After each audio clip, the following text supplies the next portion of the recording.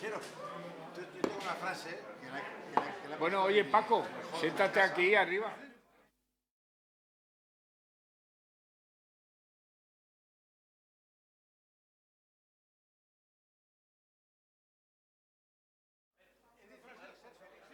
porque es bueno para mi salud. Una frase muy afortunada. Hay que ser optimista. Estoy muy de acuerdo. Voltaire.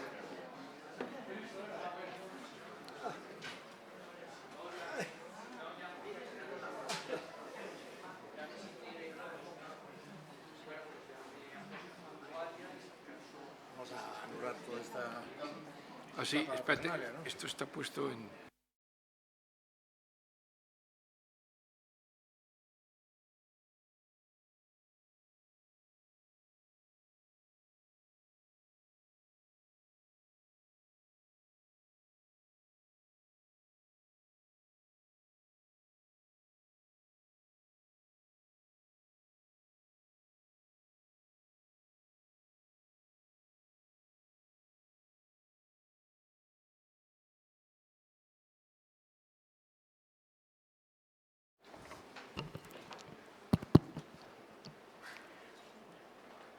Buenas tardes a todos. Buenas tardes a este evento de celebración del 40 aniversario de la firma de España, del Tratado de Adhesión de España a la Unión Europea. Quiero, en primer lugar, agradecer a todos ustedes su asistencia y, en particular, a su excelencia, el jefe de la Casa Real. Muchas gracias por haber venido.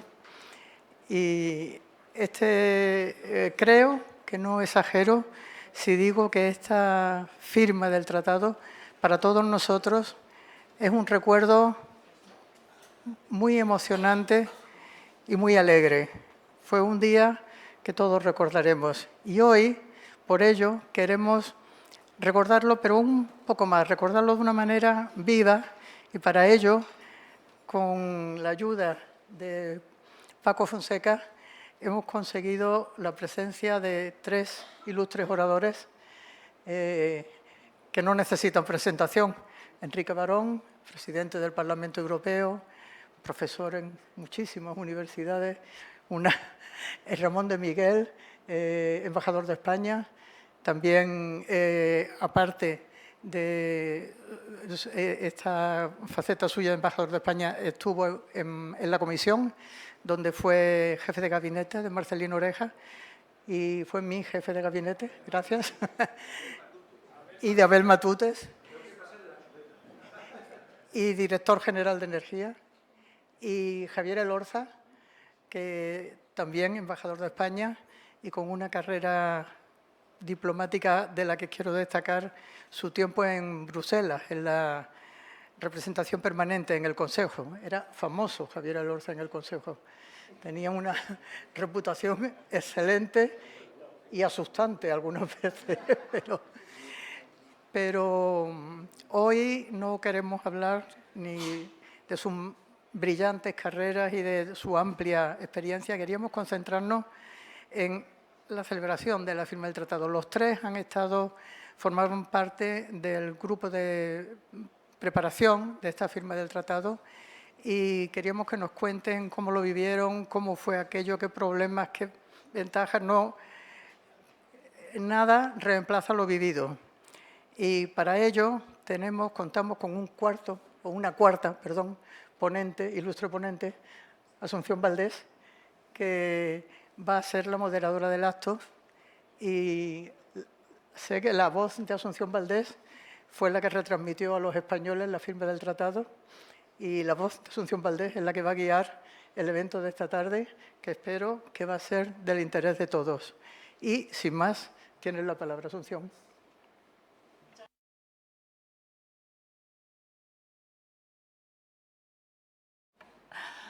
Muchas gracias, presidenta. Excelentísimos jefe y exjefe de la Casa de Su Majestad el Rey, distinguidos profesores, estimados colegas, queridos amigos. El 12 de junio de 1985 fue un día luminoso para España.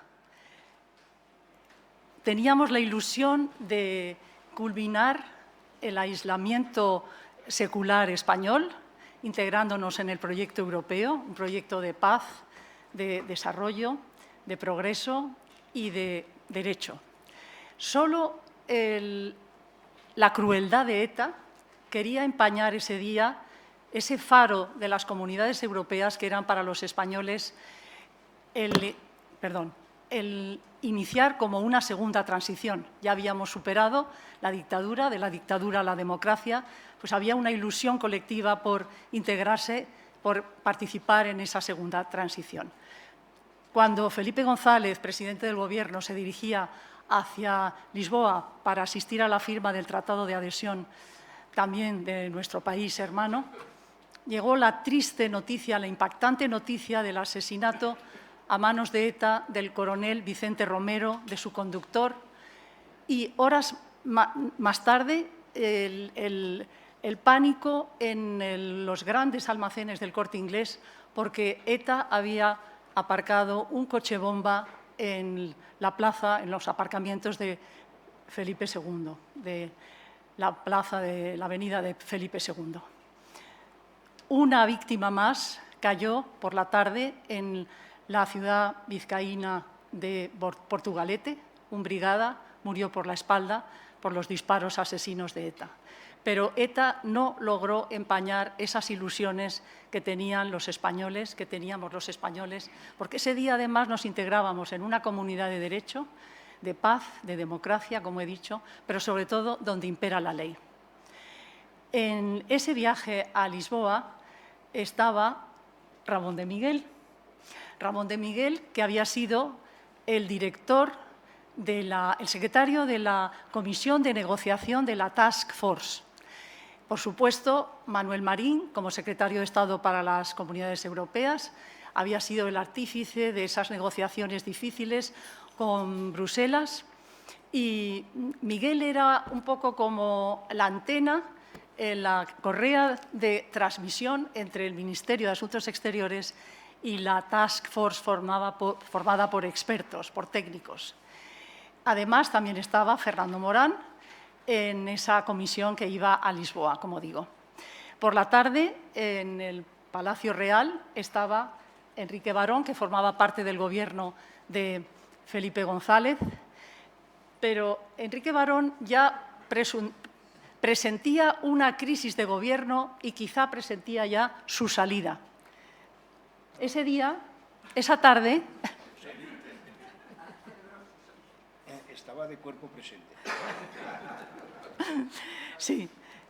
Había una unión entre todo el Gobierno con el tema de Europa, pero había una crisis anunciada y uno de los que estaban para salir era Enrique Barón. Pero ese día encontró su faro europeo, como yo decía antes, y creo que ocurrió en el balcón, en el gran balcón del Palacio Real. Sí. Sí, bueno, muchas gracias por la invitación y, bueno, ese día fue un día de una gran emoción, no solo personal, yo diría que como país, bueno, y como iberos, porque también fue un gran día para Portugal. ¿Por qué? A ver, no, sí. No, fue, bien. No, decía que fue un día de una gran emoción.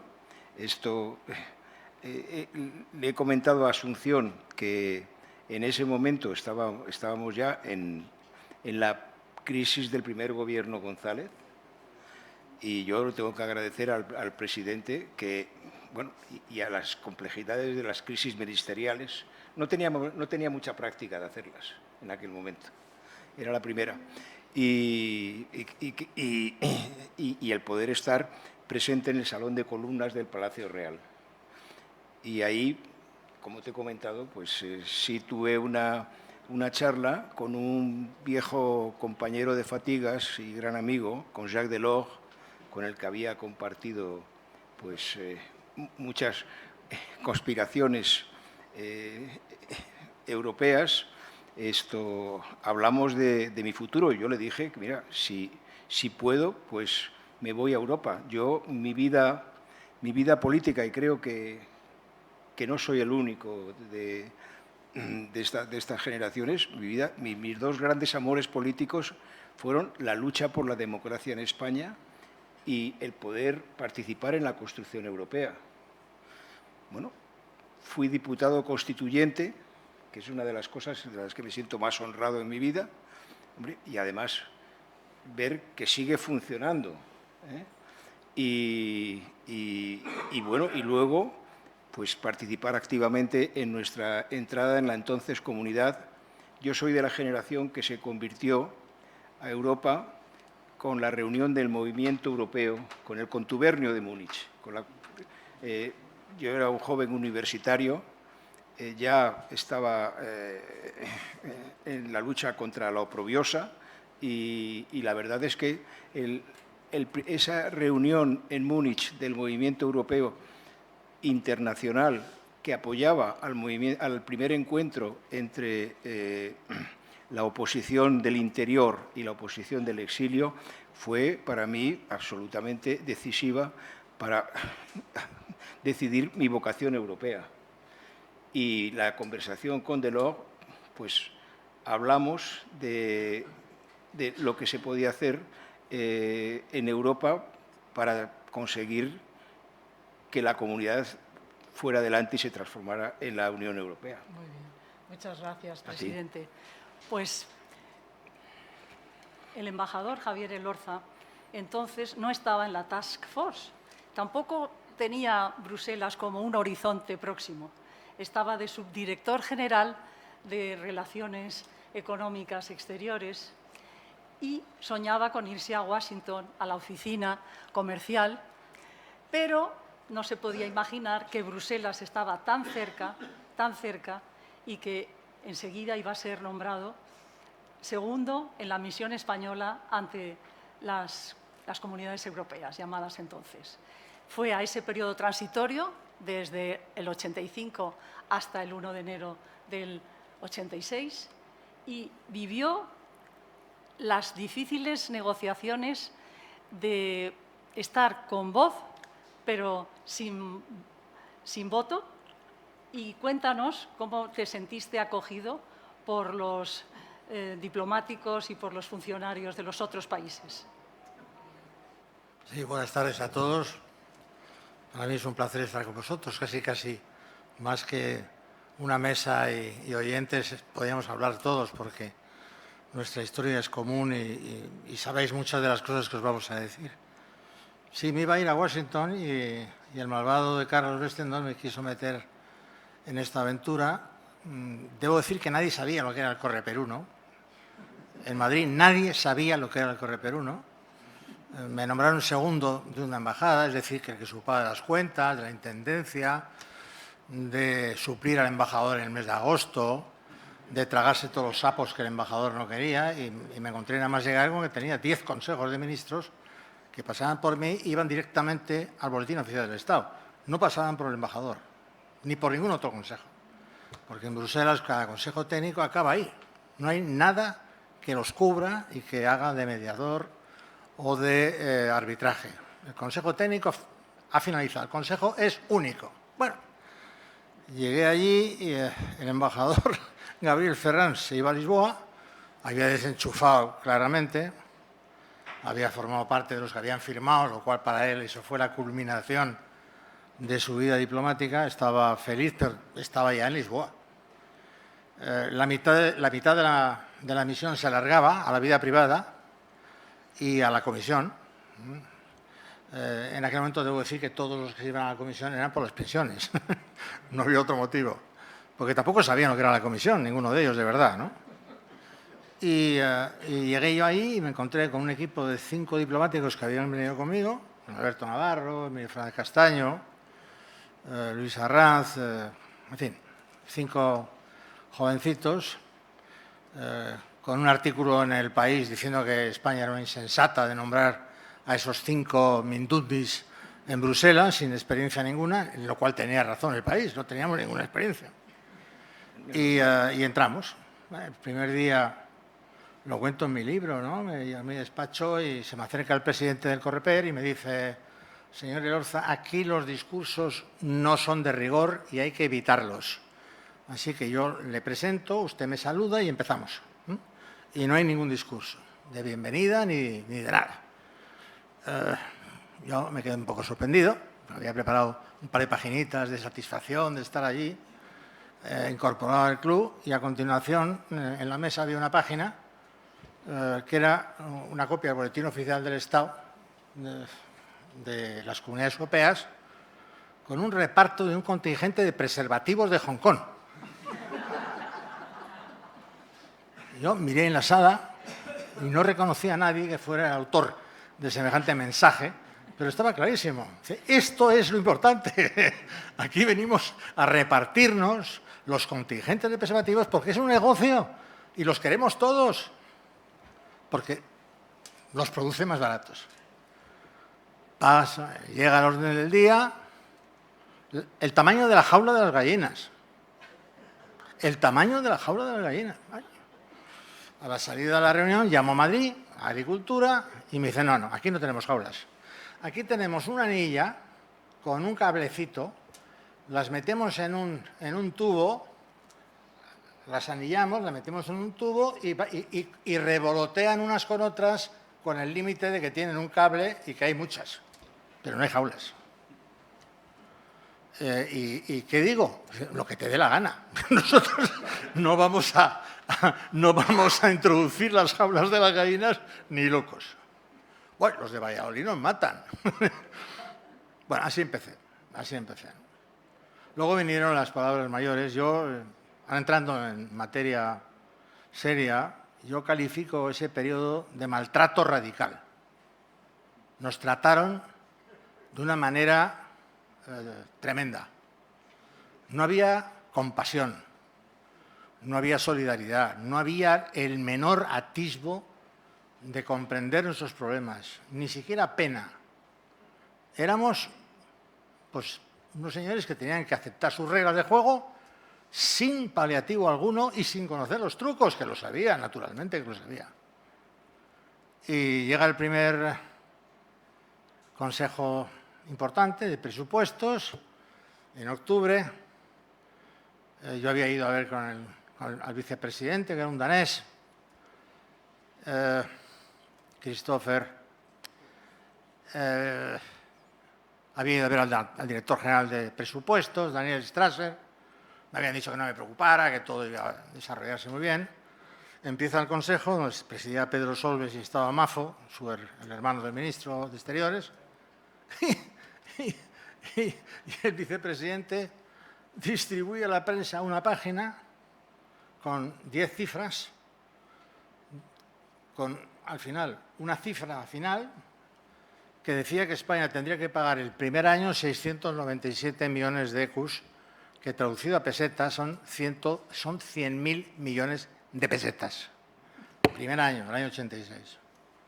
Nos quedamos todos horrorizados. ¿Cómo España iba a anunciar a su opinión pública que íbamos a pagar 100.000 millones de pesetas el primer año de contribución neta a la Comunidad Europea? Bueno, se montó una crisis. Madrid no se lo creía. Pedro Solbes y Mafo recuerdan que va a haber un referéndum de la OTAN en marzo del 86. Los 10 ni se inmutan. Y Pedro Solbes y Mafo deciden irse de la reunión. Y se fueron. Y me dejaron a mí. Y yo ese consejo estuve hasta las 6 de la mañana, siendo presidente de la delegación española, con Luis Romero, que era un consejero de Hacienda, a mi lado, y tenía preparado una serie de intervenciones, porque todas las partidas del presupuesto eran una ignominia. Simplemente voy a citaros una de ellas, para que veáis hasta qué punto el tratado no fue nada agradable. España, 7 años después, se llevaba del FEO a garantía 6.000 millones de euros, o de ecus, que era equivalente al euro. 6.000 millones al año. En el presupuesto del año 86 habían fijado 250. 250. Es decir, que iban a hacer trampas. No nos iban a permitir acceder al acervo, como vimos después. Y claro, pues se van, la OTAN no les importó nada, yo leí, les machaqué, intervine porque no me podían dejar me tenían que escuchar y en el reglamento les obligaba a estar de los 10 ministros 6, porque si se levantaba uno de los 6, yo pedía la aplicación del quórum y suspendía la reunión.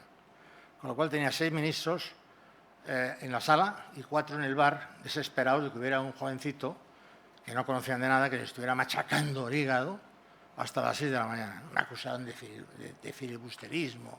En fin, para hacer la historia corta, no nos hicieron ni caso. Me ofrecieron a las 4 de la mañana 250 millones de ecus, es decir, un 40% en plan de dádiva. Lo rechazamos en el minuto 1. Les cabreó mucho más. ¿Cómo? Pero es que despreciáis 250 millones de ecus.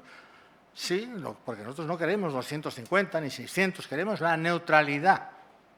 España no puede entrar en la organización pagando. No queremos ganar, pagando no. Y así empezamos. Hubo mucho más ejemplos de maltrato. Un cártel, constituyeron un cártel mafioso. 10 votaban mecánicamente lo mismo, fuera o no fuera, contra los intereses individuales de los Estados miembros.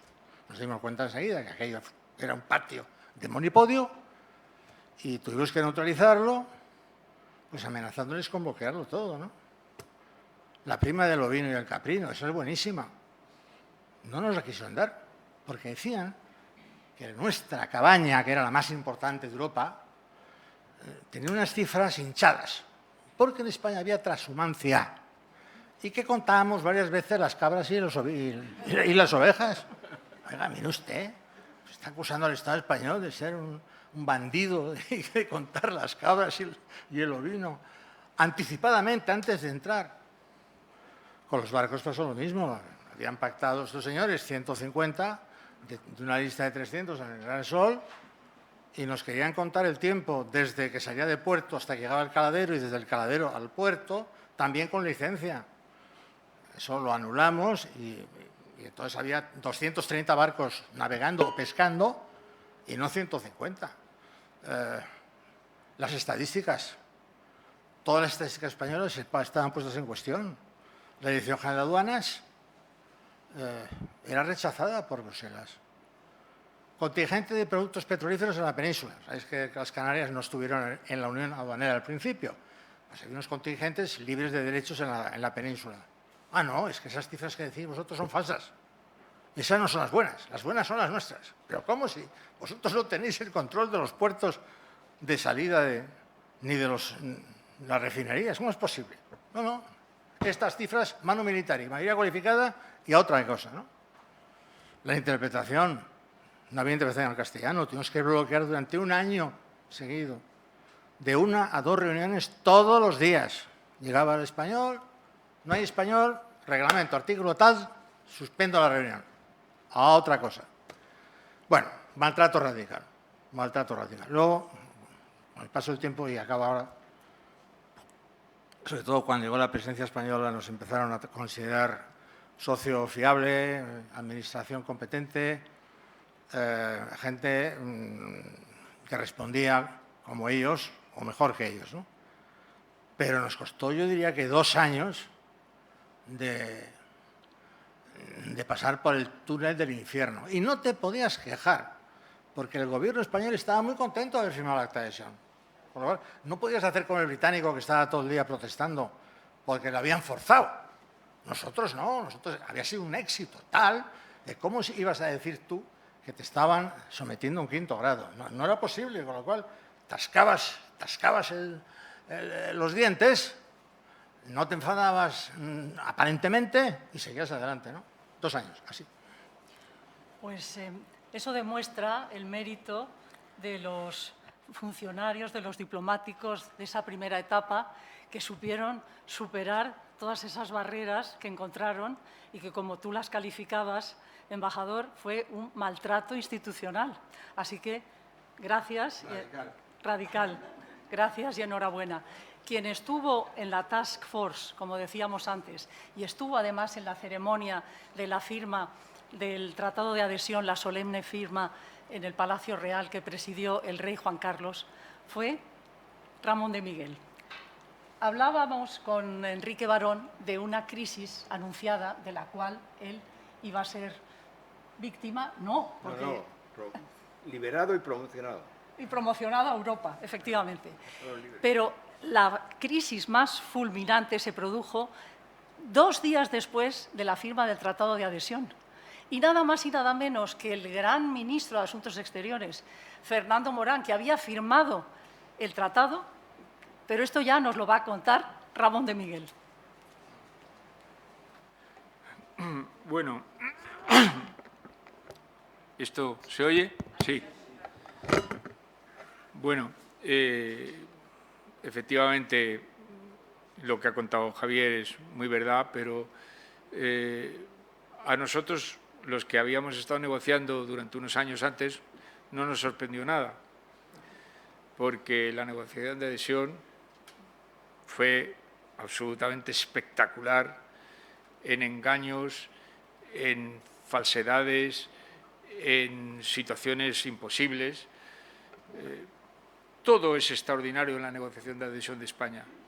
Yo, que participé después en la negociación de adhesión, la próxima ampliación, que fue la de EFTA, Austria, Noruega, que luego no entró, y Austria y Finlandia, pues tuvimos unas experiencias que no se parecían nada a las nuestras. Y luego la última negociación de todos los países del este, más Chipre, más Malta, más Rumanía y Bulgaria, y todos estos, pues verdaderamente, que se culminó en presidencia española en junio de 2002, no se pareció en nada a lo que nosotros tuvimos. La nuestra es excepcional, primero porque fue la negociación más larga, fueron 7 años. Segundo, porque fue la que tuvo periodos transitorios más largos, 7 a 10 años, desarme arancelario industrial y agrícola. Y fue también la única en la que, teniendo un nivel de renta más bajo, España claramente que la Unión, fue la única que no solamente no recibió fondos preadhesión, sino que no recibió fondos hasta 7 años después de ser miembro. Incluso pasó una anécdota de la cual nadie habla, y es que normalmente las negociaciones de ampliación, pues siempre el más débil es el que recibe las ayudas.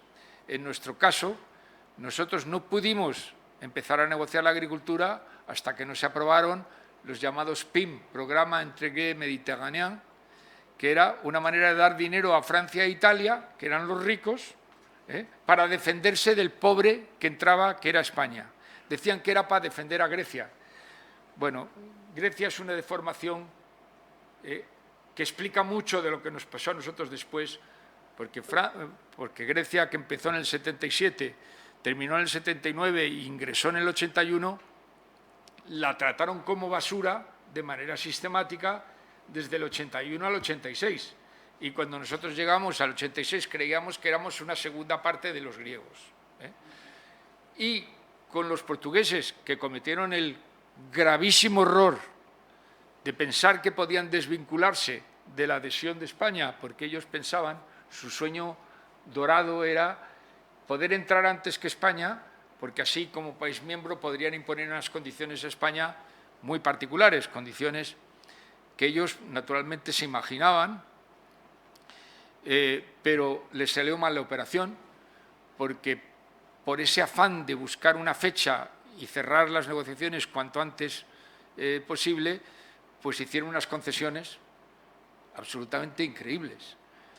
Concesiones que bueno, no se ha hablado. Por ejemplo, el rendimiento de los cereales en el Alentejo, que está lindando con Badajoz, pues eran 3 veces menores que los de España, porque lo aceptaron.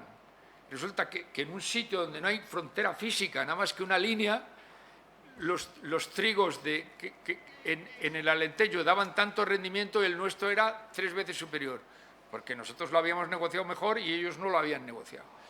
Por lo tanto, bueno, al final tuvieron que naturalmente conformarse y ingresaron al final. Y también hubo otra peculiaridad, porque en la negociación de España y Portugal es la única negociación colectiva en la que España y Portugal no negociaron juntos.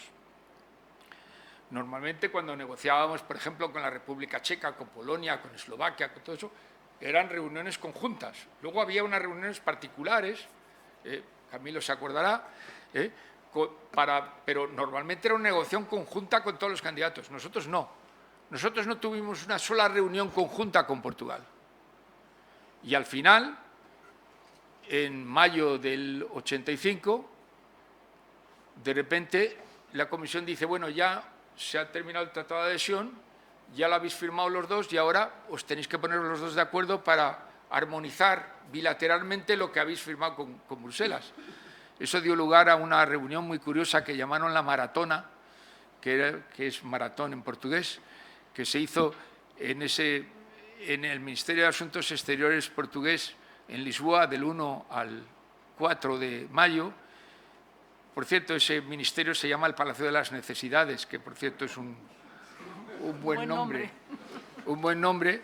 Y allí tuvimos que ponernos de acuerdo y armonizar entre nosotros lo que habíamos negociado, dos países que llevaban siglos dándose la espalda, hasta el punto que el día 1 de mayo del 85 la frontera solo se abría de 10 de la mañana a 10 de la noche, ¿eh? Las nuevas generaciones no se acuerdan de eso, pero para entrar en Portugal tú ibas en coche a la frontera de Elvas y hasta las 10 de la mañana no pasabas. Y como llegaras a las 10:05 porque habías tomado unas copas de más en la posada de Elvas, no entrabas en España. O sea, eso es una anécdota para ver el grado de desconocimiento que teníamos un país de otro, ¿no? Que por suerte, la verdad, esas negociaciones de la famosa maratona acabaron bien.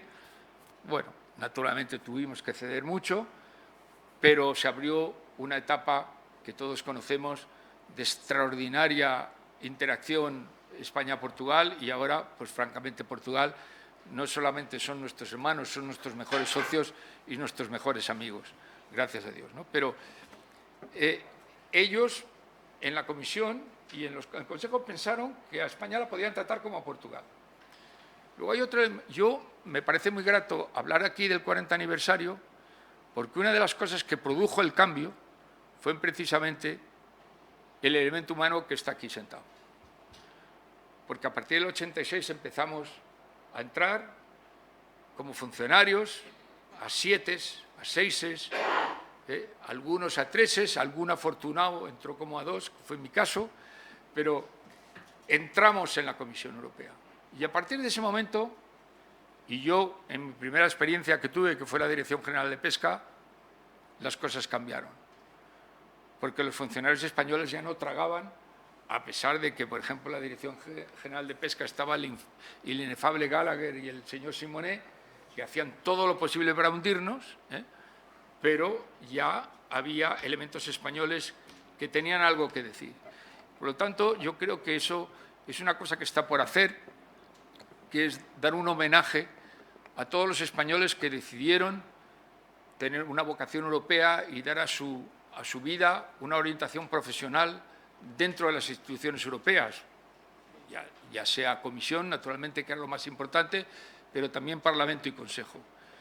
Y yo creo que esa labor que se ha hecho desde entonces hasta ahora es impresionante, y bueno, no tengo yo que decir que hay pues, gentes de grandísimo nivel, ha habido gente de grandísimo nivel dentro de la Comisión, y yo creo que es bueno en estos 40 años acordarnos de todos nosotros, de todos esos funcionarios. Yo fui un funcionario de la Comisión y yo debo decir que he sido muchas cosas en la vida, pero creo que la etapa más importante de mi vida personal y profesional han sido los 10 años que pasé en la Comisión Europea. Y por lo tanto, bueno, pues ahí empezamos a andar.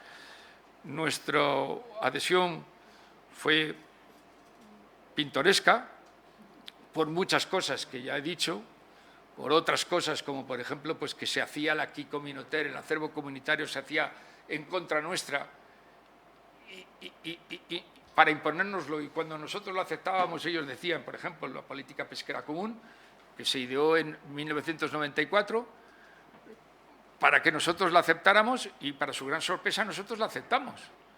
Entonces se echaron las manos a la cabeza, no puede ser, no se les puede aplicar la política pesquera común. Entonces resulta que la Comisión era la que pedía medidas transitorias y derogaciones permanentes a la plena aplicación del acquis, que eso no ha pasado nunca en la vida de ninguna negociación. Es decir, las peculiaridades de la negociación de España son para escribir un libro.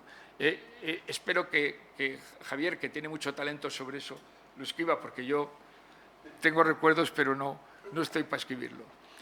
Y ya para terminar,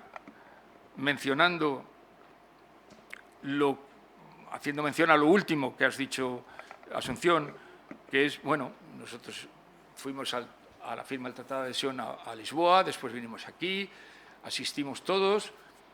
Por desgracia hay algunos de los que asistieron que ya no están con nosotros, pero todavía hay algunos. Y luego, pues nada, empezó la vida a rodar.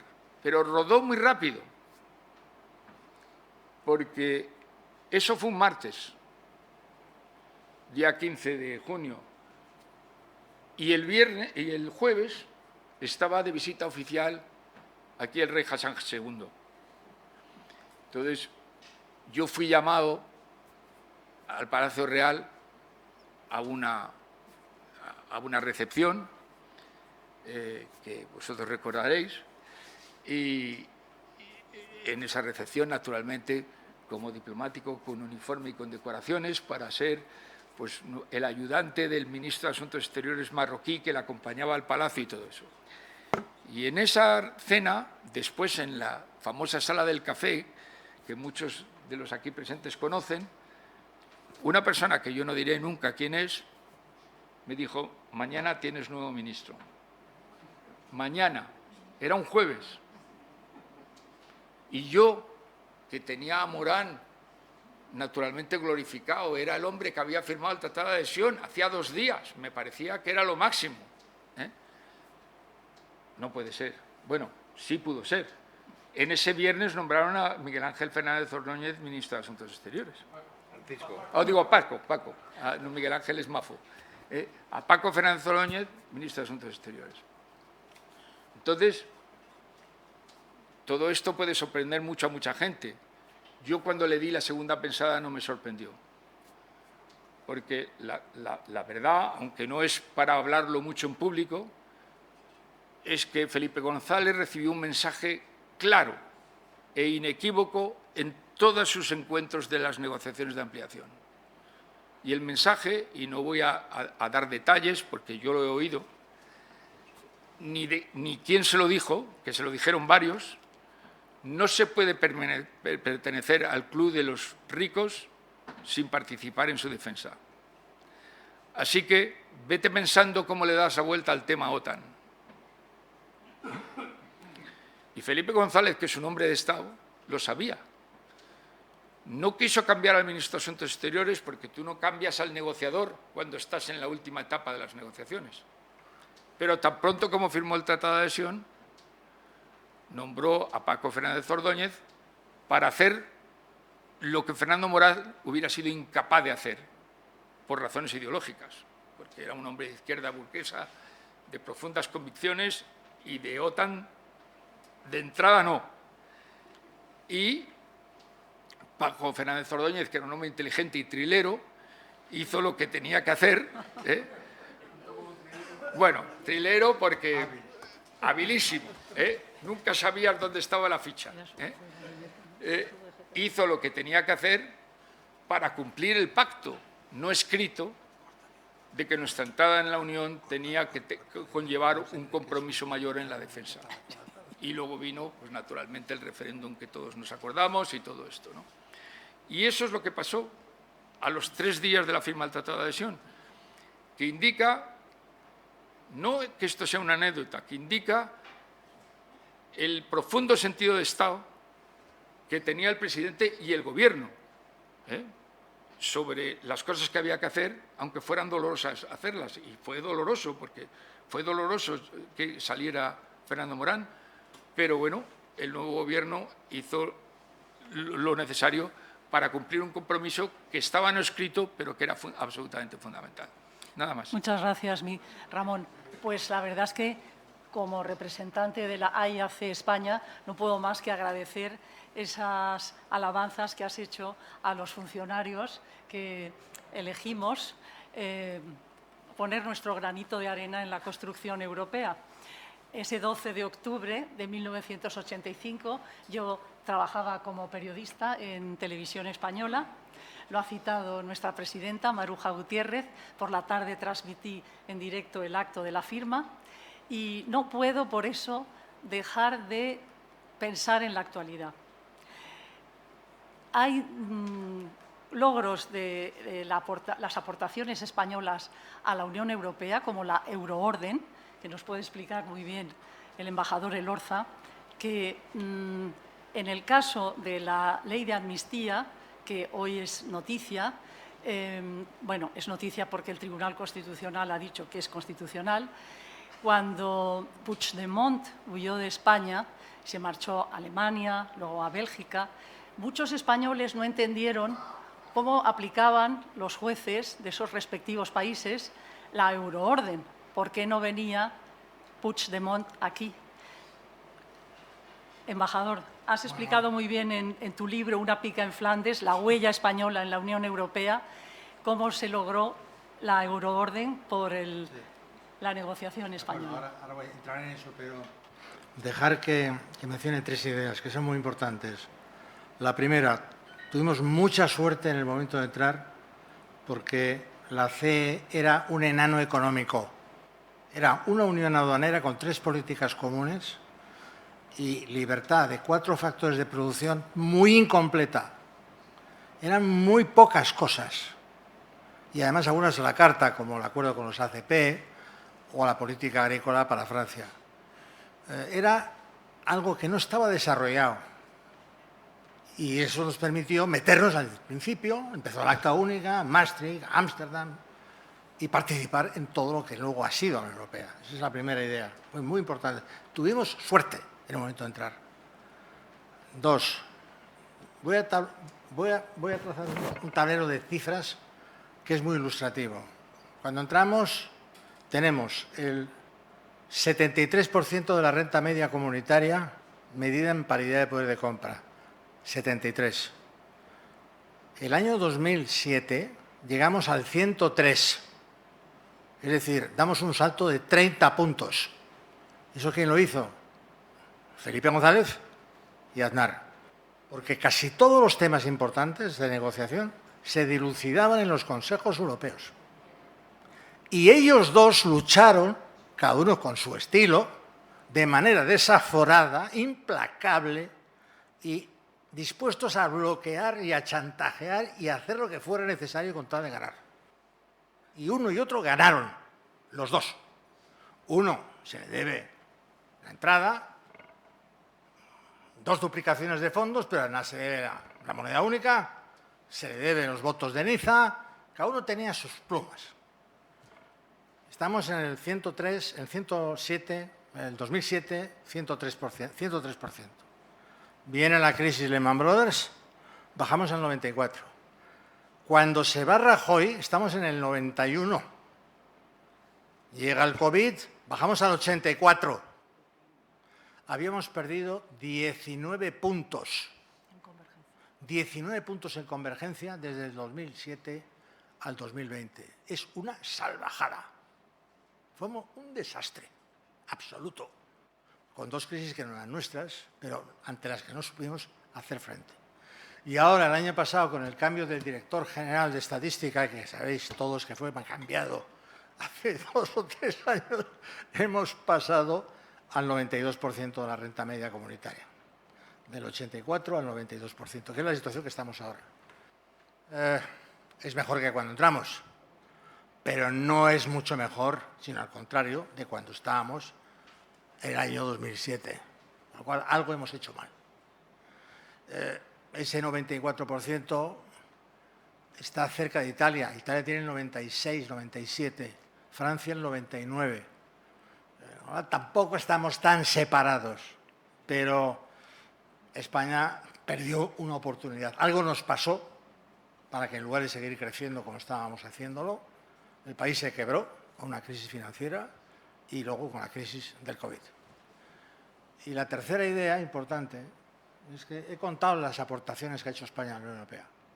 He distribuido un papel que está por aquí, he pedido que os dieran copia. Sí. Hay 47, he identificado 47 cosas que son españolas. Españolas. Y la euroorden es una de ellas.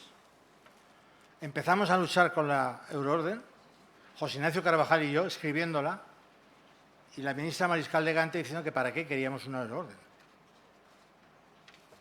¿Qué interés tenía una euroorden? Yo voy a tener que reconocer a un tribunal de Palermo.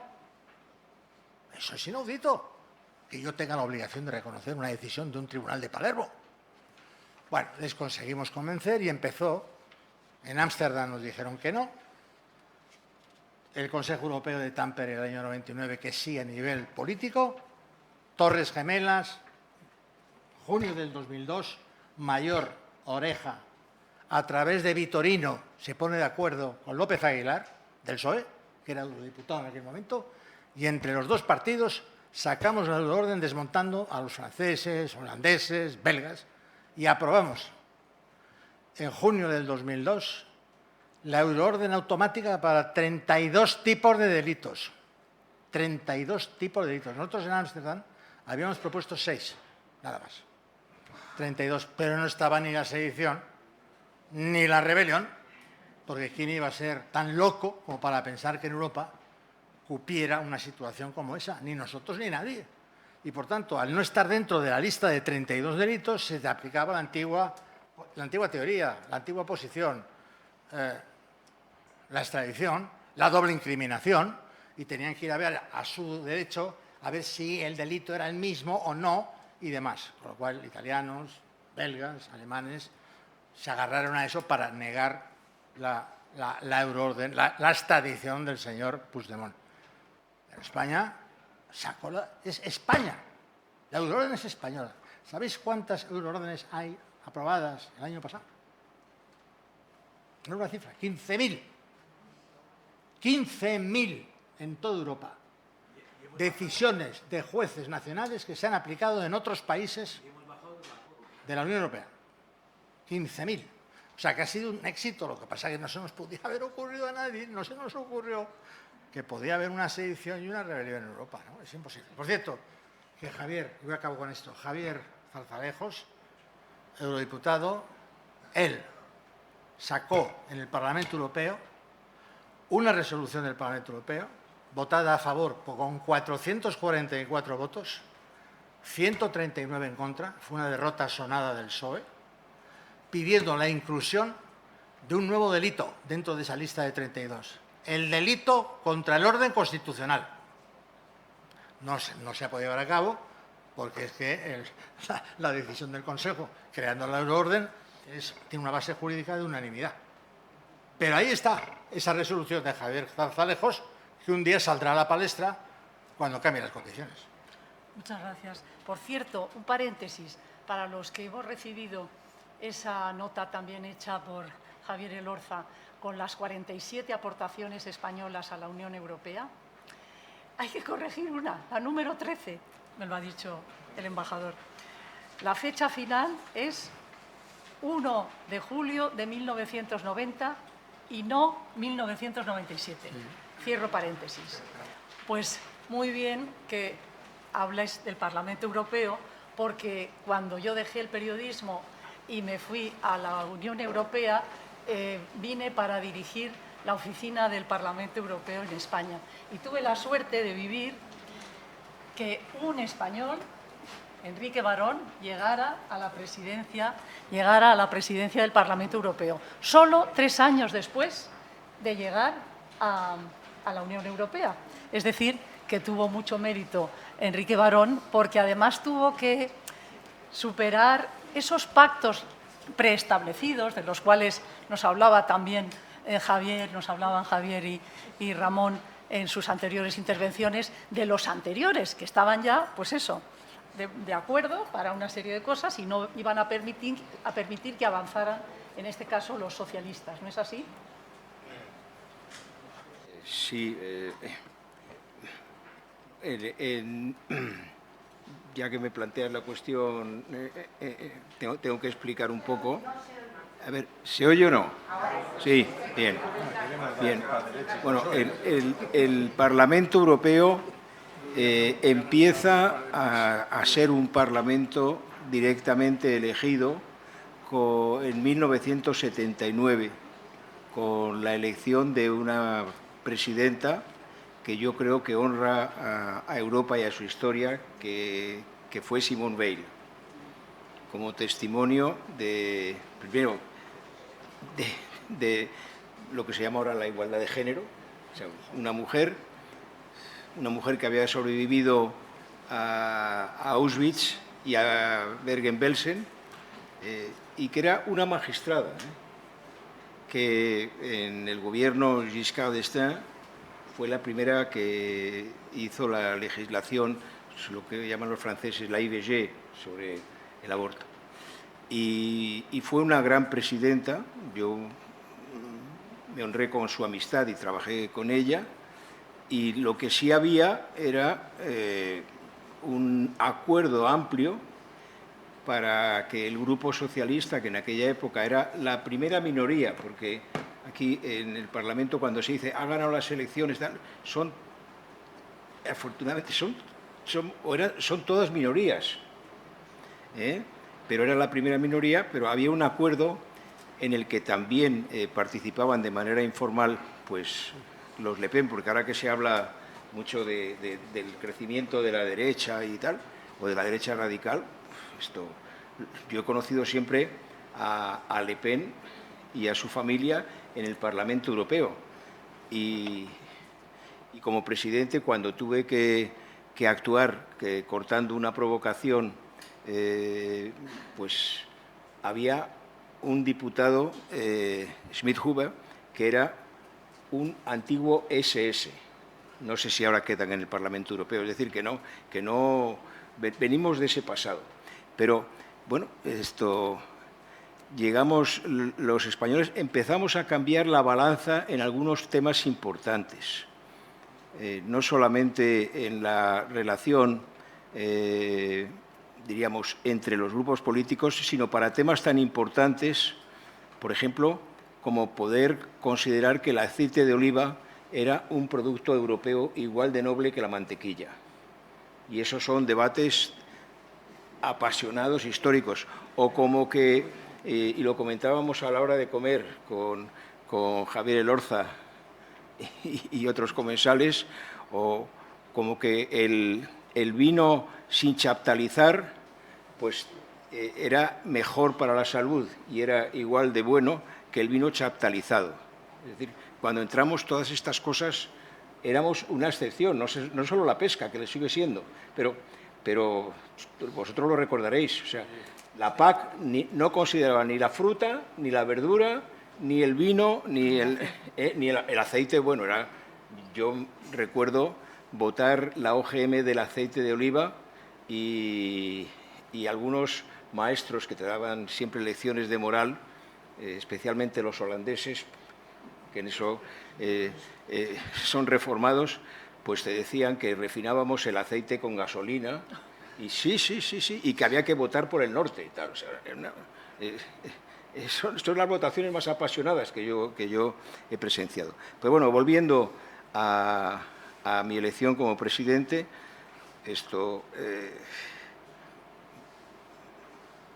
bueno, estábamos buscando pues, el poder recuperar la iniciativa. Se recuperó por un acuerdo en el que un exministro de Defensa de Holanda, Piet Dankert, rompió el bloque, diríamos, que tenía aislado al Grupo Socialista. Te he contado la anécdota, pero es pública y notoria. O sea, el candidato para suceder a Simone Veil era Egon Klebs, que me sucedió luego a mí, que era el presidente del Grupo Democristiano, y que le habían cogido tocando el piano. Tocar el piano en la jerga. En la jerga parlamentaria es votar en varios escaños al mismo tiempo. Claro. Entonces, los británicos, sobre todo los conservadores, que para estas cosas, en fin, hacen apelación a la deportividad y al honor, dijeron que ellos que no podían votar a una persona que había hecho eso. Y entonces inventaron un neologismo que era tu klebs, que era votar. Y bueno, y entonces Danker, pues que era socialista, era del Partei van der Arbeid, pues les planteó la posibilidad de que le votaran a él. Bueno, y fue el primer socialista elegido en esa fase. Bueno, pero seguía habiendo una correlación de fuerzas que no era muy favorable, y cuando entramos nosotros sí se produjo una mejora en la correlación de fuerzas, y luego nosotros entramos con, diríamos, no con el aura, pero con el impacto de la transición y representada en ese momento por el primer gabinete González. Y entonces bueno, en una reunión, te conté, de la Internacional Socialista en Lima, cuando ganó Felipe González por segunda vez, que lo anunció Rudyard, Willy Brandt, pues el presidente del Grupo Socialista, Rudyard, me dijo: oye, Enrique, ¿y tú te atreverías a presentarte a la presidencia? Hombre, y yo, pues, que me ofrecían un desafío que valía la pena, y yo he procurado no arrugarme en este sentido en mi vida política, pues le dije: déjame consultarlo, pero vamos, ¿por qué no? Y consulté con el presidente, con Felipe González y Alfonso Guerra, y Felipe González era más partidario de la prudencia, como es lógico en un presidente de gobierno, y Alfonso Guerra me dijo: mira, si te atreves, ¿por qué no? Y me atreví. Y entonces, en la votación que se produjo en 1987, ganó por 4 votos Sir Henry Plumb, que cuando ganó era un gentleman farmer británico, que bueno, que había sido soldado en la guerra, de estas cosas de los británicos, y recordarás que hizo una declaración, porque además dijo los dos nos llamamos Henry, nacimos el mismo día, no el mismo año, y es verdad, teníamos el cumpleaños el mismo día, dice, y él es de Red Baron y yo soy el White Knight. Como los dos pilotos. Sí, y nos entendimos muy bien, y bueno, y yo a la siguiente ya empezaron a entrar en razones los entonces democristianos, ahora que están siempre presentes, pero vamos, en el PPE, y entonces se propuso un acuerdo de tipo europeo muy civilizado, que es un intercambio de cartas, en el que se dice si yo propongo si tú me votas este candidato, yo te devuelvo el favor en la segunda mitad. Y es lo que sigue hasta ahora.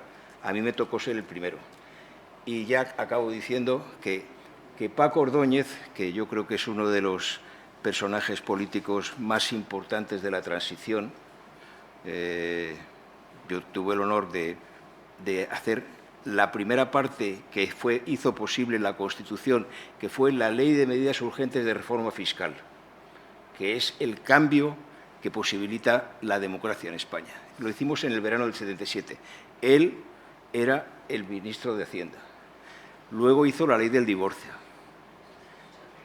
También es otra medida importante. Y luego, como ministro de Asuntos Exteriores socialista, fue clave. El día que me eligieron, el 25 de julio de 1989, me llamó por teléfono, estaba en la cama, estaba hospitalizado, porque, y esto también se puede contar ahora, Paco Ordóñez hizo toda la presidencia española sin aceptar ser operado de un cáncer de colon, creo, y le costó también la vida. Y me dijo: Enrique, no he podido ir a votarte, dice, eres el primer puesto que sacamos fuera de cupo. Yo creo que es la mejor descripción de mi aventura política. Muchas gracias, presidente. Pues otro de los aportes fundamentales y además muy eficaz en el sentido de que Manuel Marín, estoy saludando aquí a uno de sus hermanos que ha venido, Manuel Marín llegó en enero de 1986 a la Comisión Europea como comisario de Asuntos de Educación, Sociales y de Salud. Eran unos sectores, unos capítulos que estaban un poco dormidos y en el 87 logró que se aprobara el programa Erasmus, que realmente es un éxito de intercambios. Más de 15 millones, casi ya 16 millones de universitarios se han beneficiado y ahora también hay el intercambio de profesores, etcétera, etcétera. En esta línea de la ciudadanía, de los ciudadanos, pues yo creo que también tuvimos mucho que aportar con la idea de la ciudadanía europea y seguro que entre Ramón de Miguel y Javier Elorza podrán explicar cómo España logró que se introdujera la ciudadanía europea como una nacionalidad sobrevenida que tenemos los nacionales de los Estados miembros de la Unión Europea. Bueno, yo diré dos palabras, porque además ya es muy tarde y no es para contar grandes discursos, pero la verdad es que la ciudadanía europea, todo el conjunto,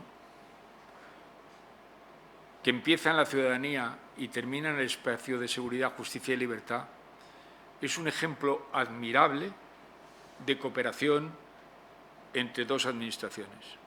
O sea, la ciudadanía europea es una idea de Felipe González para dar una dimensión política a lo que no era más que el mercado común, porque era de lo que hablaba todo el mundo. Y Aznar dio un paso más diciendo la ciudadanía europea está muy bien y una vez que la hemos sostenido hay que darle garantías y hay que darle lo que se llamó el espacio de seguridad, justicia y libertad, que se definió muy bien en Ámsterdam y que en el cual además todo el tema Schengen también tiene mucho que ver porque es dar a los ciudadanos la posibilidad de moverse entre las fronteras y todo eso. Por lo tanto, yo creo que es admirable que en la etapa de Felipe González se concibiera esta idea de la ciudadanía europea y se llevara adelante, y que en el periodo posterior, y por cierto, muchos de los mismos que habían estado concibiendo la ciudadanía europea colaboraron también con el gobierno de Aznar para darle esa nueva dimensión que es crear el espacio de seguridad, justicia y libertad. Yo creo que esa es la aportación, una de las aportaciones más importantes de España, de las muchas que menciona Javier, que menciona muchas, pero no todas, porque hay más cosas, ¿eh? Por ejemplo, él no ha querido decir nada de lo que fueron nuestras aportaciones a las dos políticas comunes importantes. Bueno, estaba la política común de competencia, en la cual nosotros no entramos, pero la política pesquera común y la política agrícola común la transformaron los españoles de manera radical. Tanto la Organización Común de Mercados como las negociaciones internacionales de pesca, etcétera, etcétera. Y eso son aportaciones. Si España no hubiera entrado en la Unión no tendría 33 acuerdos internacionales de pesca. ¿Está en las 47. Sí. Es decir, que es cosa dentro ya... Sí, bueno, sí me lo he leído, lo que pasa es que me leo tantos papeles que tengo mala memoria.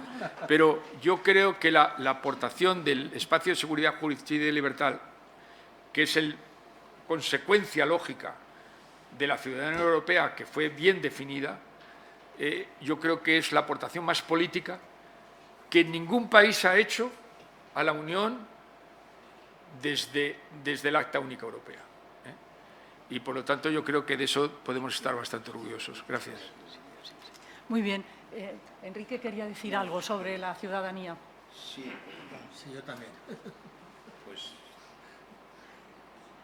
cuando Felipe habla de ciudadanía de la Unión, no sabe lo que está diciendo. Confesado por Pepe Pons. Es una palabra que le viene a la cabeza, tiene sentido huele que es algo importante, pero cuando sale de Brujas, dice, oye, hay que darle contenido a esta idea. Yo no sé lo que es esto. Y reúnen un grupo en Moncloa y empiezan a analizar qué pueden hacer. Descartan todos los derechos económicos porque no hubiera volado, se hubieran opuesto todos los países ricos, y ven que hay una serie de derechos individuales donde hay un campo de acción, libre circulación, derecho de residencia, que el Tratado de Roma circunscribía a los trabajadores solo, voto a las municipales, si hay un belga en Denia, ¿por qué no va a votar en las elecciones de alcalde e incluso a proponerse como alcalde? Y luego la protección diplomática y consular, ¿no? Y entonces ese equipo de Moncloa desarrolla la idea de Felipe y hace una propuesta que yo presenté cuando estaba en Maastricht, en la conferencia de Maastricht, y para que veáis cómo estaba el patio, después de explicar el papel que hizo Carlos Westendorp, el francés me metió 35 reservas. 35 reservas, ¿eh? Una por una, de acuerdo con su legislación y su forma de enfocar el problema. O sea que habíamos metido el dedo en el ojo a varios, entre otros a los belgas, porque les partíamos su enjuague bruselense flamenco-balón si votaban los extranjeros en las municipales. Cambiaba el mapa político de Bruselas. Y en Luxemburgo igual, había 40.000 portugueses a 10 kilómetros de Luxemburgo que iban a tener alcalde luxemburgués portugués. Bueno, se pusieron como panteras. Como panteras. Bueno, sobre la ciudadanía, es de esas cosas en las que se juntan los astros. Es decir, es un tema que además yo lo debatí preparando Maastricht y tal, esto con Felipe González, bueno, en conversaciones informales. La ciudadanía europea, la primera dimensión la adquiere por dos sentencias del Tribunal de Justicia Europeo, que son la sentencia Costa contra el Enel y la sentencia de la administración flamenca, holandesa. Bien, ahí ya se empieza a configurar. Luego está el Parlamento Europeo aprueba el proyecto de tratado Spinelli, que es el proyecto de tratado de la Unión Europea, en el que participó Jacques Delors cuando era diputado. Y Paco Ordóñez, que siempre era muy ocurrente y me decía, mira, yo llevo siempre el tratado Spinelli en la cartera porque cuando estoy en esas reuniones tan aburridas yo lo ojeo, dice, y siempre hay alguna idea interesante. Entonces, el momento llegó después de la caída del muro, estaba en proceso desde la cumbre de Hannover, creo, del 87, el diseñar el ECU, el que luego pasó a ser el euro, y sabéis por qué, porque además el ECU fue una reserva alemana, tú la recordarás o la recordaréis, que los alemanes dijeron es que suena como el plural de vacas, Kühe. Dice, y eso no podemos venderlo, claro, y como ellos eran los que tenían que ceder el marco, pues se llegó a un acuerdo. Entonces, yo presenté en el discurso político seguramente más importante que he hecho en mi vida, que fue el discurso de presentación de la posición del Parlamento Europeo en Maastricht, y que además tú lo seguiste, no sé si de rodillas o entrando en la sala, porque tenía que entrar en la sala, estaba prohibido, pero necesitaba asesoramiento el presidente, ¿no? De cuclillas. De cuclillas, bueno, pero eran tiempos que podemos hacer gimnasia mejor. Bien, entonces, yo creo que es en ese momento, que era un momento no tan... un momento cósmico, se acabó aceptando la ciudadanía, y es cierto que algunos de los que más hablaban de los derechos del hombre y del ciudadano, no de la mujer, porque le droit de l'homme, es cierto que fueron los primeros que plantearon reservas, Incluso Francia planteó una habilísima, que era que planteaba un problema porque el Senado francés es objeto, no pueden votar los no franceses, me parece, que eso no sé si es y esa fue una reserva. Y la otra, aparte de Bélgica, fue Luxemburgo, porque decían, si es que es un país que la mayoría de los luxemburgueses son o italianos o hijos de italianos y ahora portugueses. Ahora ya no sé si serán... Y decían, y eso llevó a posponer eso durante unos años. Pero yo creo que es uno de los no de los florones, de los avances más importantes en la construcción de la Unión Europea. Muy bien. Con la codecisión. Con la codecisión, Parlamento Europeo, Consejo. Que la negocié por teléfono, y eso no lo sabe Javier. La negocié por teléfono con el primer ministro holandés. Bueno, en este momento... Con Lubbers. Muchísimas gracias, Enrique.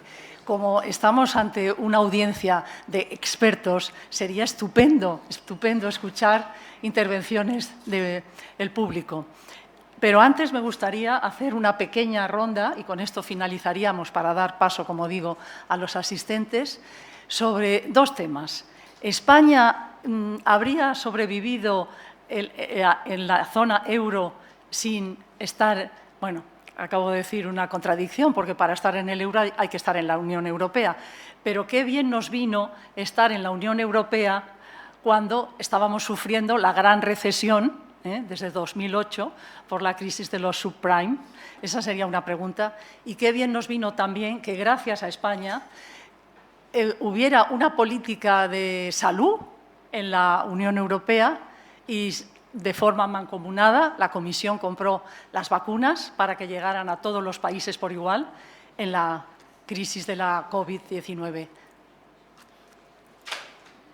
Sí, bueno, la política de salud pública es española. Cuando yo presento en Maastricht el documento ibérico, me llama la Comisión y me dice, pero ¿de verdad queréis una política de salud pública en el tratado? ¿Qué estáis buscando? ¿El dinero de la seguridad social? Dice, no, nosotros no estamos hablando de dinero, estamos hablando de salud pública. Y le puse una serie de ejemplos que habíamos estudiado en Madrid, como las pandemias, por ejemplo, que el tratado no daba ninguna satisfacción.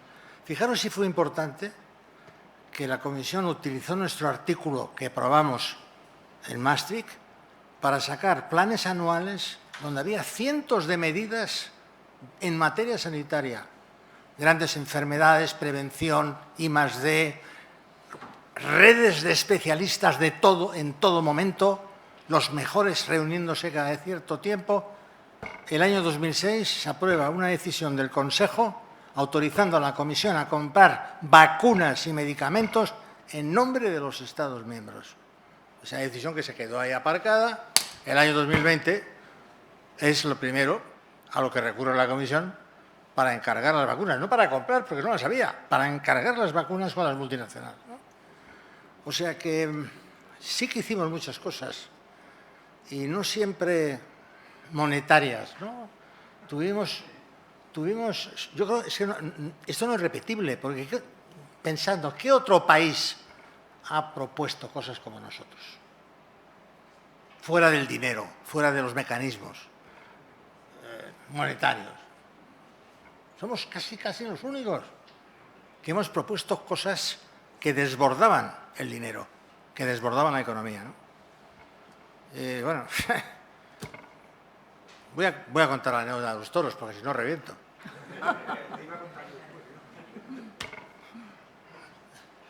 7 países en contra de los toros. 7. Habían hecho un lobby y estaban decididos a forzar un artículo sobre el bienestar de los animales. Pedro Soles me llama, me dice, Javier, acuérdate de la moratoria contra la ballena en los Estados Unidos. Yo, ¿qué? A ver, ¿qué me estás diciendo? Pues que en Estados Unidos boicotearon los productos japoneses y noruegos porque estaban pescando la ballena en contra del acuerdo internacional que prohibía la pesca de la ballena. Con lo cual, si tú te metes en un bloqueo del tratado del tratado por este motivo, nos podemos encontrar con que todos los turistas que vienen a España nos boicotean. Javier, no te digo nada más que eso. Esa noche no dormí.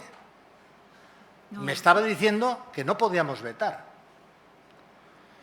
Y con Rosario Silva, que es una magnífica abogada del Estado, le dimos vueltas. Y juez del tribunal. Y juez del tribunal. Dimos vueltas.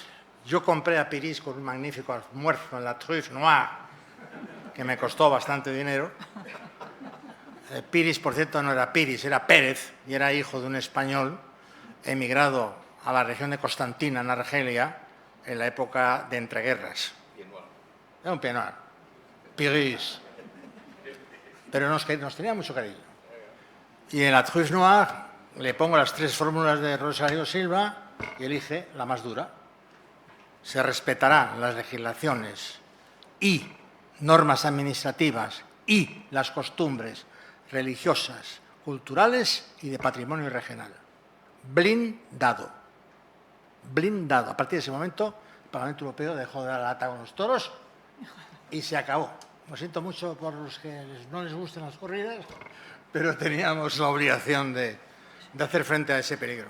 ¿Quiere intervenir Paco Fonseca? ¿Puedo interrumpir? Claro que sí, claro que sí. No, porque quiero completar el protocolo de defensa de los animales. No sé si hay de todo lo que ha dicho Javier sobre...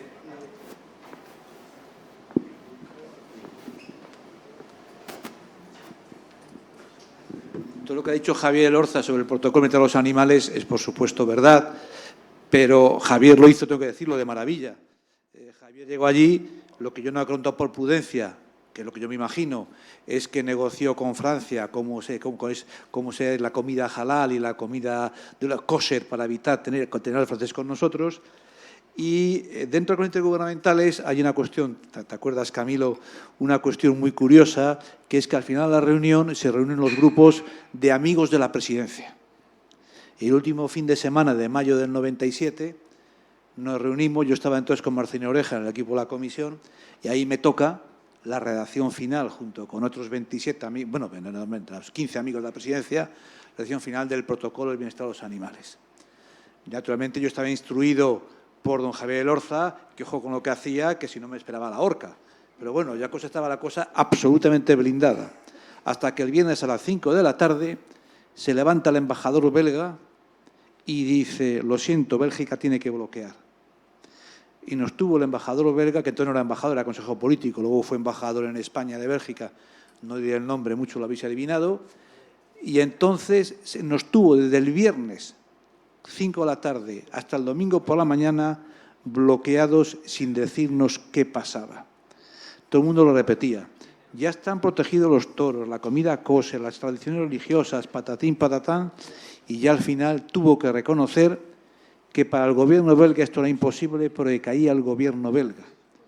Porque en materia de espectáculos con animales, la competencia era de las comunidades, no de los estados, de las provincias, sino de las comunidades lingüísticas. Y que había una cosa que se llamaba el caballo balón, que le hacían lo que a la cabra que tiraban, más o menos. Y entonces lo que no ha contado Javier es que a todo ese blindaje de tradiciones nacionales hubo que añadir y las tradiciones culturales regionales. Muy bien, muy bien, muy bien. Muy bien. Sí. Pues... Perdón por la interrupción, pero sí, no podía tener. ¿Tenemos otra petición de palabra por ahí? Estupendo. Muchas gracias. Soy Tomás Abadí y, sobre todo, muchas gracias por las intervenciones de Enrique, de Javier y, sobre todo, de Ramón, que ha destacado el papel de los funcionarios que se unieron a la Unión Europea para contribuir con un granito de arena a la Constitución Europea. Recordar, Javier, aquel correper en que el embajador francés de Boissier pues estaba en contra del acuerdo con Mercosur, ¿verdad? Y luego, bueno, pues las dificultades que ha tenido la Comisión Europea en el 2003, en la negociación con Buenos Aires, también en el 2019 que la Sandra Galina, como Chief Negotiator, trató de cerrarlo, y ahora que la Comisión Europea quiere cerrarlo en un momento geopolítico gravísimo, de la presencia de Rusia, de la dificultad con los aranceles universales y la caída de la relación transatlántica y la necesidad que tenemos realmente de encontrar nuevas asociaciones estratégicas. Y sí que será muy importante que el Gobierno de España pueda realmente neutralizar la posición de Francia, que siempre sistemáticamente ha estado en contra de la negociación con Mercosur. El comercio agrícola es un comercio contingentado. El resto, todos son intereses ofensivos de Europa, políticos y de cooperación. Y bueno, pues habrá que tratar en estos meses que quedan, ¿verdad?, en que podamos mostrar una Europa unida a favor de este gran acuerdo que va a cambiar mucho la geopolítica mundial y que no realmente entorpezcamos esta gran negociación que vamos a salir todos muy beneficiados. Muchas gracias. Muchas gracias. Pues si no hay más preguntas, sí, adelante. Alfonso y, perdón, Joaquín. Sí.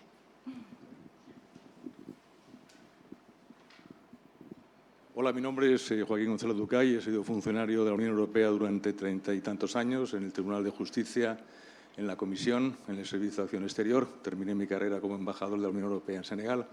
Y quisiera preguntar a la mesa, por favor, ¿cómo jugó el Reino Unido la baza de Gibraltar en el proceso de negociación de España? Ramón. Sí, no hace falta muchas palabras para decirlo. Impuso sus condiciones, el resto de los países miembros le apoyaron sin fisuras. Tuvimos que abrir la verja, naturalmente, que era la primera condición, y impuso su sistema que empezaba en aquel momento. En aquel momento el Reino Unido llegó a la conclusión de que la base militar le costaba mucho dinero y que necesitaba crear prosperidad, aunque fuera ilegalmente, como lo hizo, para que la colonia no le costara el dinero, que le costara el dinero los barcos, lo que hay debajo del peñón para hacer el seguimiento del estrecho, lo que hay arriba donde se oye crecer la hierba en Botsuana, pero no el pueblo de Gibraltar, que le costaba dinero. Y entonces, bueno, dijo, esta es una ocasión única. La aprovecharon y no hubo, de verdad, no hubo opción. También debo decir que la señora Thatcher no fue una enemiga de la adhesión de España, sino todo lo contrario. Y que le debemos mucho a la señora Thatcher en la negociación de adhesión. Entre otras cosas, ella se puso absolutamente en contra de la normalidad de aprobar los PIM para Italia y Francia, porque decía, ¿cómo es posible que yo que estoy, I want my money back, y resulta que en vez de darme mi dinero a mí, se lo dan a Italia y Francia, frente a un país pobre como es España?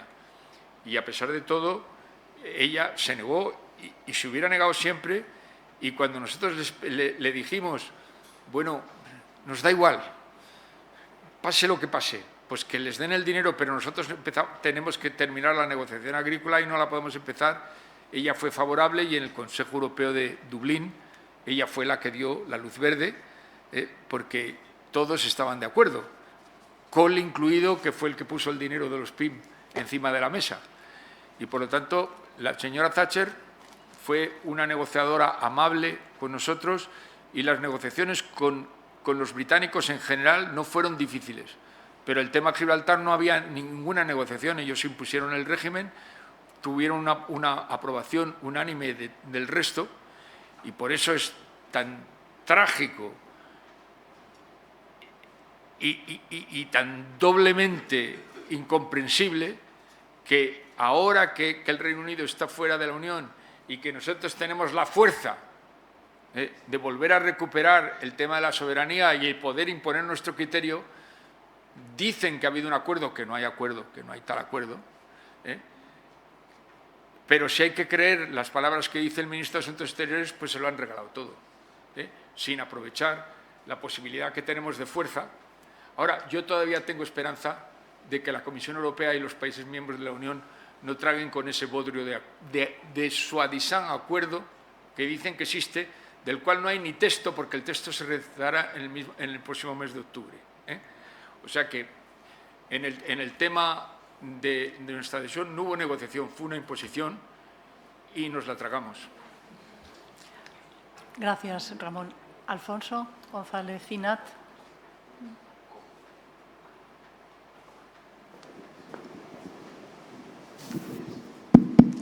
Sí, muchas gracias. Yo creo que la mayoría de los que estamos aquí vivimos una época en la Comisión Europea, en este caso, con dos comisarios españoles que luego se mantuvieron y luego ya se perdió.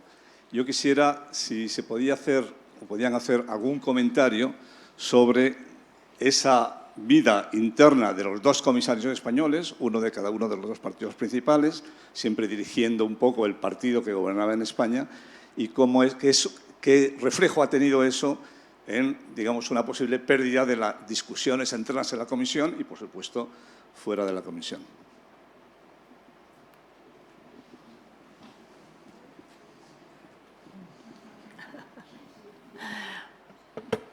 ¿Quién Bueno, quiere? yo he sido Tú has estado en los director gabinetes. de gabinete de dos comisarios españoles.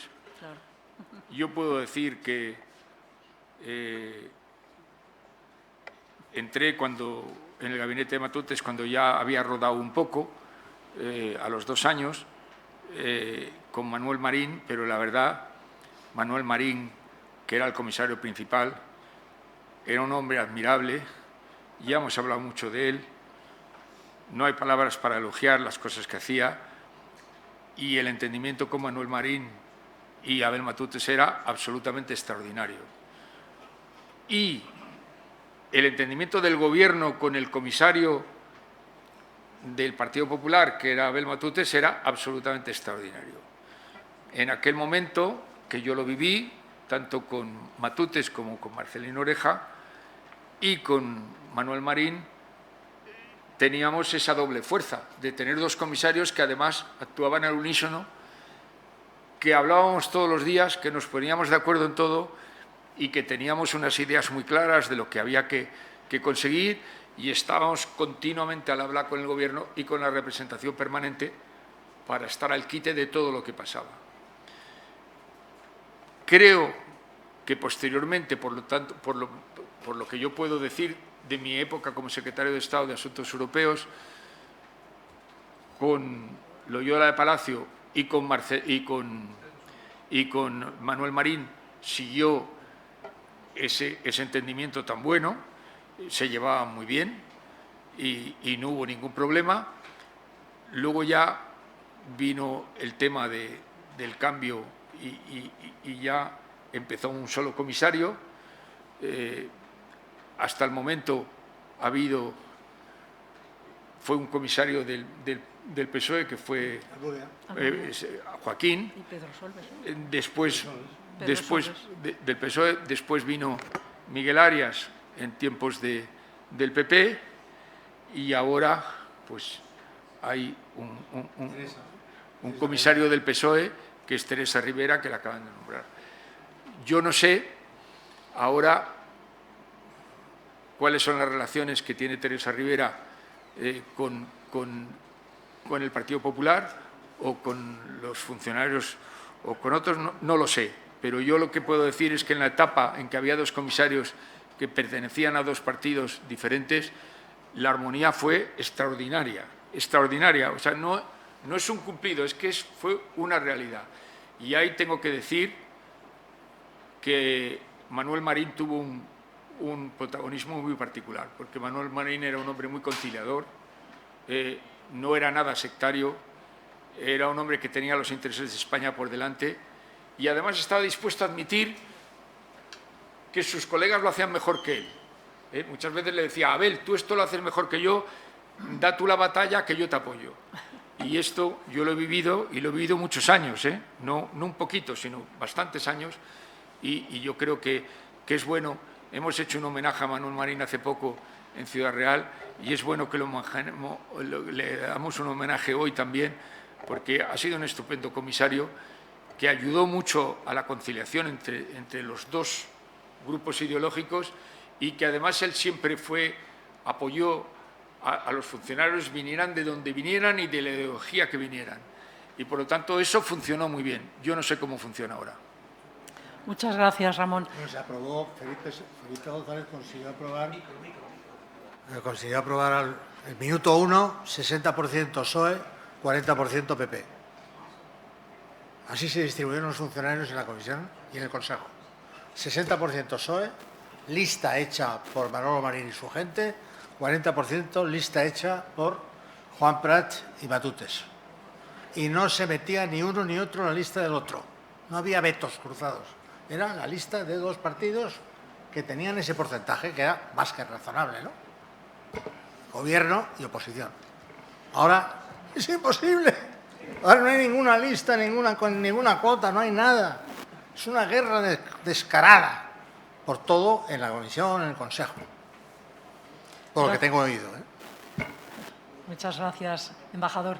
Ha pedido la palabra José Luis González Valvé, que fue director de la representación de la comisión. Sí, pero voy a hablar porque, como mi colega Alfonso ha abierto la veda de los ingenieros en esta tarde de diplomáticos, bueno, primero agradecer a Enrique y a los embajadores que hayan aderezado con esas anécdotas personales la historia de nuestra incorporación y la vivencia que hemos tenido. Y generalmente en estas reuniones se suele ignorar o pasar por alto el mayor beneficio que ha tenido España como consecuencia de la adhesión, que es la mejora de sus infraestructuras, claramente. Mayor beneficio material que ha tenido España. España entra en el año 85 y se han invertido casi 200.000 millones de euros en infraestructuras. Por dar un dato, cuando España entra, el nivel infraestructural de España, que había un rapport que se llamaba el rapport Biel, era el 65% de la media europea, es decir, 8 puntos por debajo del nivel de la renta per cápita, y hoy el nivel de infraestructuras español está en el 106 de la media europea. Ahí no hemos caído los 19 puntos, felizmente. Y además porque fue una gestión ejemplar, público-privada, funcionarios, empresas. Fijaros que fue un gimnasio impresionante para las empresas españolas de ingeniería y de construcción, que precisamente por eso hoy son líderes mundiales. Hoy las empresas españolas son líderes globales gracias al gimnasio que supusieron los fondos estructurales en España. Y España en aquella época gastaba no el 100%, el 105%, porque hubo una cosa que se llamó la reserva de eficacia, que era un dinero que se repartía de los países que no conseguían gastar, y España se lo gastó. Lo digo como contrapunto a lo que parece que está pasando hoy. Nada más, gracias. Muchas gracias. Sí. Bueno, llevamos 1 hora y media, entonces, si no hay más preguntas, no sé si podríamos recordar otra aportación española muy importante, que fue la del eurodiputado Íñigo Méndez de Vigo, que participó en la Convención Europea para reformar y conseguir una Constitución europea, que luego no llegó, pero bueno, tuvimos el Tratado de Lisboa. Entonces, esa aportación está recogida también por Javier en sus 47. Así que es el artículo 4, párrafo 2 del Tratado de Lisboa, que fue la aportación del eurodiputado Íñigo Méndez de Vigo. Se respetarán las funciones esenciales del Estado, en especial las que garanticen su integridad territorial. Es un tema que también está de actualidad.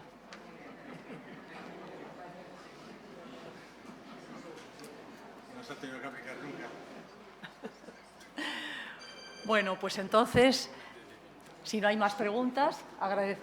Sí, Enrique quiere decir algo. No, yo solo quiero decir una cosa en conclusión, y es que nosotros, cuando accedimos no solo a la escuela, sino al uso de razón, hay una frase que definía nuestra relación con Europa, una frase de Ortega y Gasset: España es el problema, Europa la solución.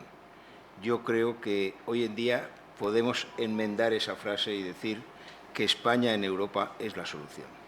Muy bien, muchas gracias.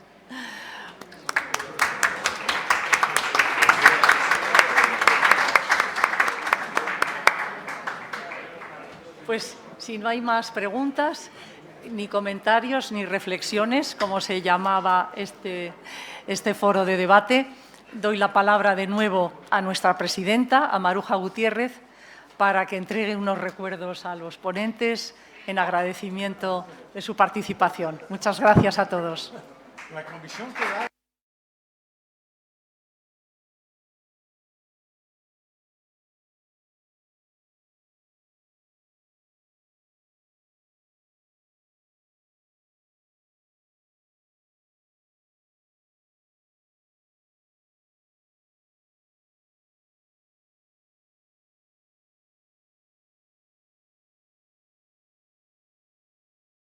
Ahora hay una copa de vino español, así que tenemos la oportunidad de charlar y seguir comentando las experiencias interesantes.